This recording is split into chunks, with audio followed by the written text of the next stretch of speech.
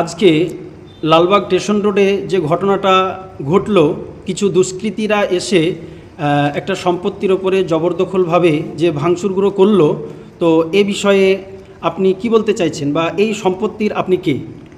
প্রথম কথা হচ্ছে, এই সম্পত্তিটা হচ্ছে পশ্চিমবঙ্গ ওয়াকফ বোর্ডের অন্তর্গত সম্পত্তি। এটার ইসি নম্বর হচ্ছে 15,684।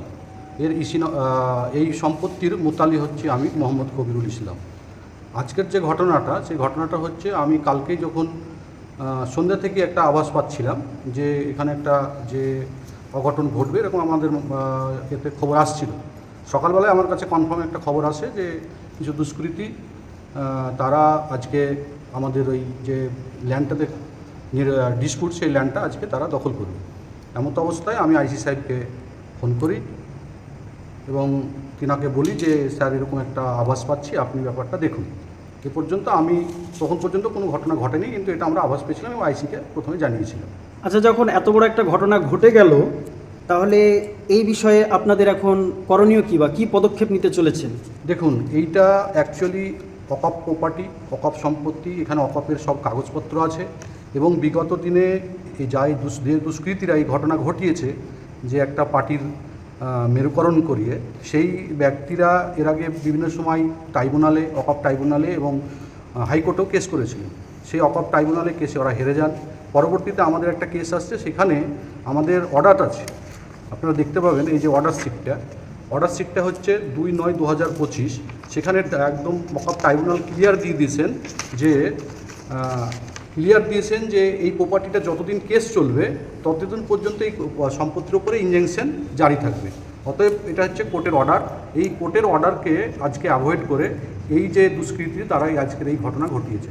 এবং প্রশাসনকে আমি সঙ্গে সঙ্গে জানিয়েছি যে একটা কোর্ট যেখানে অর্ডার দিয়ে রেখেছে, ইনজাংশন প্রোভাইড করে রেখেছে পার্মানেন্ট, সেই সম্পত্তি কি করে হঠাৎ করে একটা দল দুষ্কৃতী এসে তার ব্যারিকেড ভেঙে দিয়ে নিজের হাতে আইন তুলে নিয়ে চলে গেল, আমি বুঝতে পারলাম না। আমি সঙ্গে সঙ্গে এটা এসপিকে জানিয়েছি, এসডিপিও সাহেবকে জানিয়েছি এবং থানাতে আমরা তার বেসিসে একটা কমপ্লেনও জমা দিয়েছি যে এর বেসিসে একটা কেস ফাইল করে সঠিক তদন্ত করে যারা এই ঘটনা ঘটিয়েছে এবং কোর্টের যে অর্ডারকে অবমান্য করেছে তার এগেনস্টে পদক্ষেপ নেওয়ার জন্য আমি প্রশাসনকে অনুরোধ করেছি।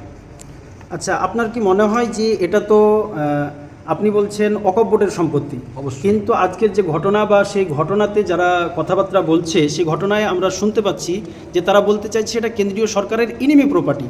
এখানে আপনার কি বক্তব্য? দেখুন, কি ইনিমি প্রপার্টি? যদি ইনিমি প্রপার্টি হয় না ওয়াকফ প্রপার্টি হয়, তার জন্য কোর্ট আছে, কোর্ট খোলা আছে এবং আমরা সেটা কোর্টেই গেছি, কোর্টে কেস আছে। তিনাদের যদি কোনো কিছু আপত্তি থাকে, যে তারা যদি বলে যে ইনিমি প্রপার্টি না সেন্ট্রাল গভর্নমেন্টের প্রপার্টি, তারা কোর্টে প্রমাণ করুক, আমরা কোর্টের রায় মাথা পেতে নেব।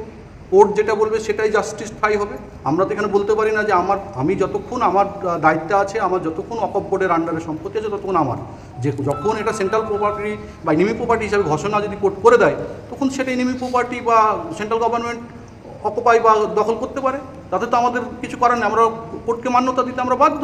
কিন্তু তাই বলে জোর জবরদস্তি তো কোনো সম্পত্তি ভেঙে নিতে পারে না, ভাঙা যায় না, বলতেই পারে। কিন্তু আমরা এখন পর্যন্ত আমাদের কাছে যা কাগজপাতি আছে, ডকুমেন্টস আছে, আমাদের রেকর্ড আছে, মসজিদ আছে, নবাব পিরিয়ডের মসজিদ সেখানে আছে, সেখানে মসজিদের রেকর্ড আছে। অতএব সেটাকে কি করে তারা বলতে পারে যে এটা এনিমি প্রপার্টি? এটা আমার বোধগম্য নয়, আমার যেটা ভাবধারা সেটার মধ্যে এটা পড়ে না। আচ্ছা, আর একটা বিষয় আমরা লক্ষ্য করলাম যে গতকাল আমাদের পশ্চিমবঙ্গ রাজ্যে বিজেপি সরকার ক্ষমতায় এসেছে।